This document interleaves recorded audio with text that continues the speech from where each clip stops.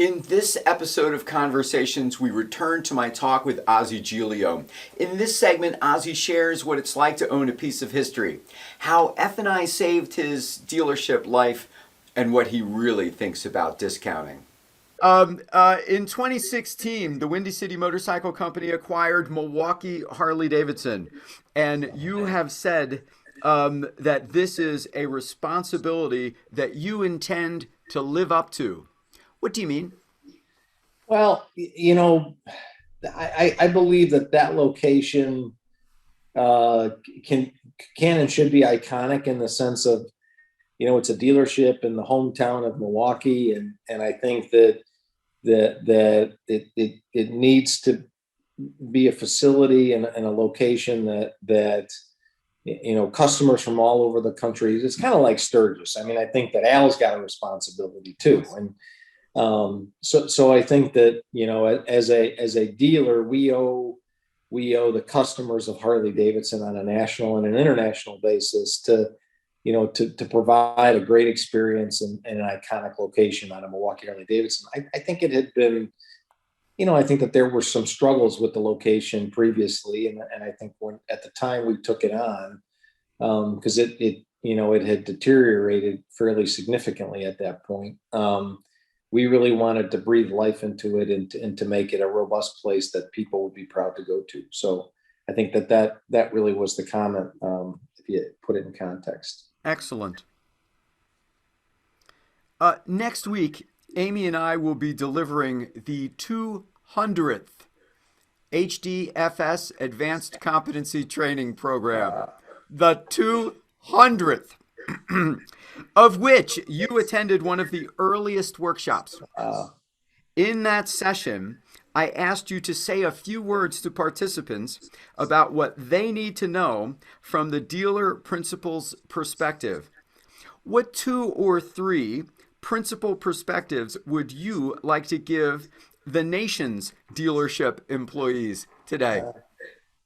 Well, so Mark, I will say this, not because you and I are talking, but because I still talk about this 21 years later, because that's how long it's been since I attended your class.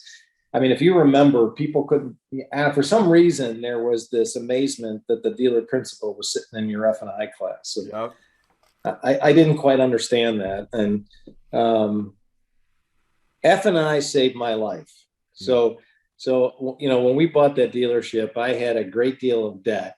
And, I learned that a big part of our business was being able to sell F&I products to customers that not only provided a good product for the customer, but also provided a good revenue stream for the dealer. And anyone who underplays the value of F&I both to the dealer as well as the customer is making a huge mistake in our business. And you guys, I'm not trying to be overly gracious here, but you guys do a phenomenal job.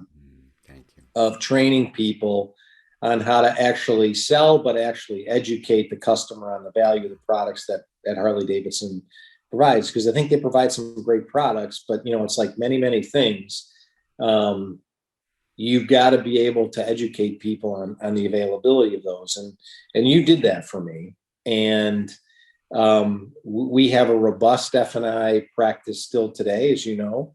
And I think we have a lot of customers that get a lot of value from that. And, certainly it provides a great basis for a business. And so, I think, in a bumper sticker, F&I saves a lot of lives, financial lives. And I think you guys do a phenomenal job. And I'm so great to see you and Amy still doing this, because I think that there always was this resistance to selling these products by some of the older dealers. And there was some concern about the sort of the phantom nature of it. And, I learned two things. One, the products are really good and they do provide benefits for customers. And two, there's value, there's economic value in actually selling these to the customer. So when you can make money and do good for the customer, that's a perfect opportunity.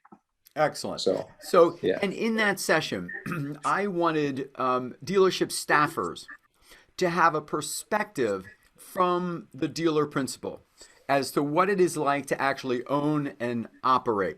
I think very oftentimes, salespeople will say, "Well, I just sold that Street Glide. I just made $28,000 for this company," and that's not the case. So, No. so if you were to give a dealer principal's perspective to dealership staffers out there, what would you like them to know about being a dealer principal? Yeah, we used to do this exercise, and you'd appreciate this, Mark. We would, and in fact, thinking about talking to our senior guys and asking them to do a little bit of a presentation. Jill and I used to do a presentation where we would say to people, we sell this can of oil for $8. How much money do we make on it? And Yeah, it would be, the answers would be phenomenal. It'd be yeah, like, we make $7 on it. We make $6 on it. And I'm like, well, we probably make 80 cents. right. And they're like, what? Yeah. Um, so Let me I think, introduce you to an income statement. yeah. Well, I think that the complexity of dealership economics is some of the things that it does help to educate staff on, because I think that over a period of time, business owners just seem to assume that everyone understands business economics, and Yeah, they don't. And I think that we try to be a little bit more transparent into what the bottom lines are. And I think that actually helps people understand how difficult this business is. And, as you recall, there were big periods of time when people got into aggressive discounting, and, that gives the customer the wrong perspective that there's, so much gross. And I think so. I think the biggest thing is the complexity of dealership economics is such that, the bottom line is a small fraction of what the top line looks like. yeah, And I think that is not everyone typically has a keen understanding of what that really means. yeah. I would agree. Since we're talking about this, and in no way, shape, or form am I suggesting people should collude or fix. This is not a wink. This is not a nod. This is not any of those sorts of tacit approvals for anything like that. But how problematic do you think discounting new Harley Davidson motorcycles really is to the brand and to the dealer network? I think it's tremendously bad for the brand, and I think it's tremendously bad for the dealer, and I think it's equally as bad for the customer who might not even realize it. I mean, you talked about, well, I'm going to go buy a boat. We see this a fair amount. I mean, unfortunately, we know what the gross margins are in motorcycles, and there's not a lot of money in the sale of a motorcycle, even at MSRP. I mean, we know that. And so when that starts to get discounted, I think customers get the expectation and the notion that there is a lot of, you can sell a motorcycle and there's a lot of room in it. And then when you change that, a customer can get offended, if dealers are not giving them discounts that they think that they're entitled to, and then they exit the brand. Yes. And which is something that I've tried to communicate to the motor company, and I've seen this. And, I always tell the story. It's like, you have a customer who comes in to Mark Harley-Davidson, and the dealer gives him $500 off, and the customer doesn't buy the bike. He goes to Ozzie Harley-Davidson. Ozzie gives him another $500 off, and he doesn't buy the bike. He goes back to Mark Harley-Davidson, and Mark gives him another $500 off. And, he does that 3 or 4 times until he gets bored and he exits, because, he's just tired of the process. And so I think that, I think we have such an impact on the customer that so much discussion over price erodes the experience and erodes the value of the brand. Yes. In fact, I had a discussion with a CEO of a very large company who lives in Dallas, Texas, and he's a Ducati rider. And he wanted to buy a Harley, and he went around to 3 different Harley Davidson dealerships. And his assessment was this: I got 3 different prices on the motorcycle, the parts, the service work, and everything else. He got so frustrated with Harley Davidson itself that he just didn't buy one. Yeah. So I think that I get the competition for customers. I truly do. And we want to take care of customers, and we want them to pay a fair price for the vehicle. But I don't think we're doing anybody a service with this, with the constant discounting and undercutting, because I don't think it helps the customer. I think it really erodes the value of the brand itself long term. Yeah, I agree. And most studies show that if a product is discounted in the consumer's mind, they feel that it was overpriced then to begin with. Exactly.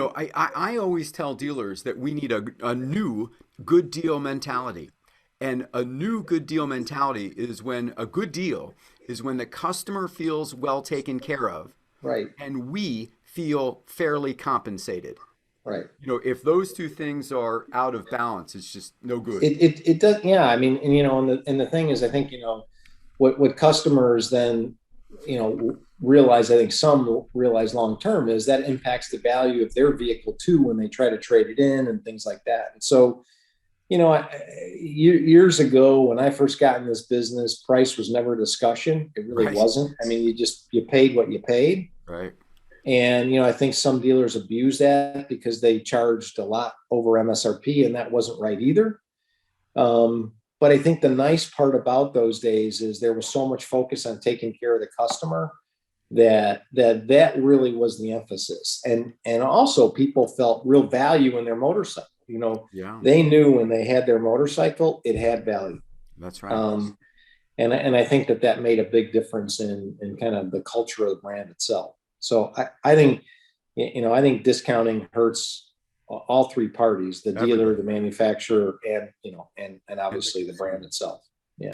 I believe success is about understanding the motorcycle business and the business of motorcycles, honoring and perpetuating our legacy, thoroughly understanding business, and of utmost importance is realizing and internalizing our value.